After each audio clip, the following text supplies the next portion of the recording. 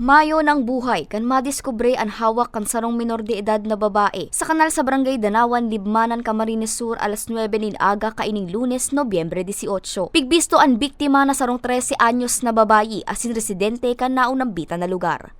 Susog sa impormasyon halis sa Libmanan MPS sigun subuot sa pahayag kantugan kan biktima, nagpaisi ini sa inda na makasilyas asin duman mahugas sa kanal alagad posible subuot na inatake ininin epilepsy hasta sa makasubsob sa tubig asin bawian nin buhay. Talagang alam naman nila po na may sakit yung bata. Yun nga lang po at hindi nila nabantayan sa pag-CR doon. Dala ng siguro gamadali naman. Kaya yun na sumubsob doon sa tubig. Sigun sa tagapagtara, mayo sindang nahihiling na foul play sa insidente. Haloy naman daang nakikipaglaban sa helang na epilepsy ang biktima. At wag po natin silang mahayaan na mag-isa lang na kumbaga pupunta ng palikura na may tubig o maglalaro sa may tubig kasi po marami na po mga pangyayari na kung saan na kapag inatake yung bata o yung isang tao na may sakit, ayun po ang nagiging dahilan po ng ng kanilang pagkamatay.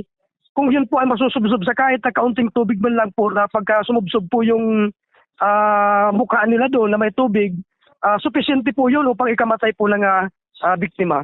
Mientras tanto, nagpatanid man ang Libmanan MPS sa mga magurang asin sa publiko. Nabantayan na sa indang mga aki o sa indang mga kaparientes, urog naan may mga kaninan, asin espesyal na pangangaipo nga ni maibitaran ang mga siring na insidente.